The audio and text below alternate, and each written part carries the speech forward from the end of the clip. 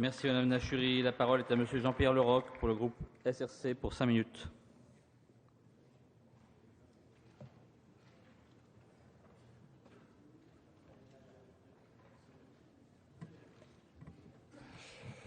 Monsieur le Président, Monsieur le Ministre, Madame la Ministre, Monsieur le Président de la Commission, Monsieur le rapporteur, mes chers collègues.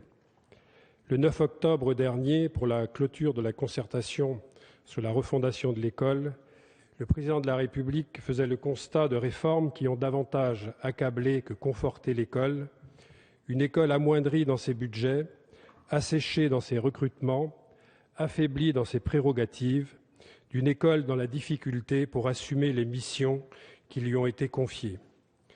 De fait, 70 000 emplois ont été supprimés entre 2007 et 2012. La formation des enseignants a été balayée.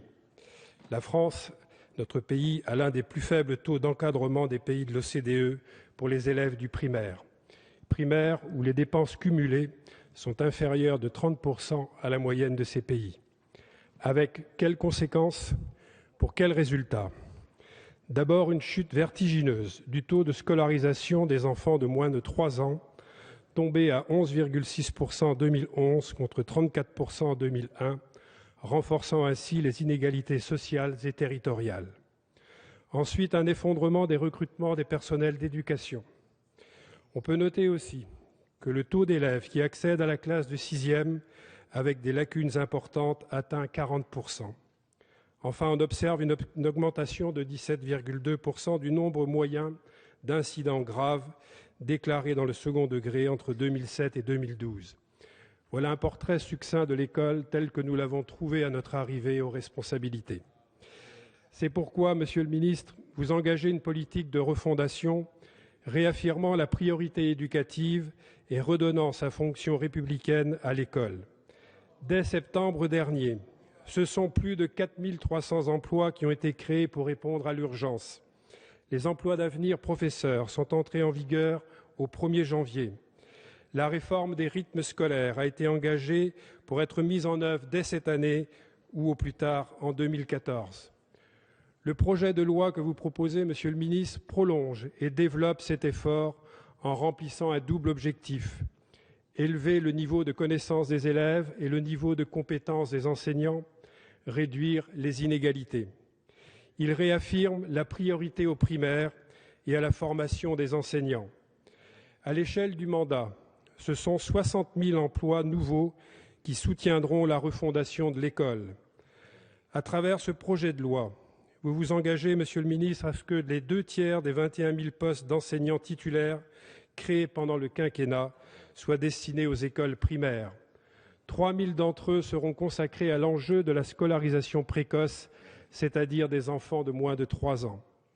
Les autres venant renforcer l'encadrement pédagogique dans nos écoles, seuls à même d'apporter une solution concrète aux élèves en difficulté. Ce projet de loi, c'est l'essentiel, et c'est essentiel, créer les écoles supérieures de professorat et de l'éducation. Ainsi, 26 000 postes seront engagés afin de fournir, au cours d'une année de stage rémunéré et effectué en alternance, une préparation complète et pratique au métier de professeur des écoles. 1 millier de postes supplémentaires d'enseignants permettra d'assurer la formation initiale et continue de ces enseignants stagiaires dans les écoles supérieures du professorat de l'éducation. Une autre satisfaction, Monsieur le Ministre, une pleine intégration de la culture et des langues régionales, notamment à travers l'article 27 bis adopté en commission.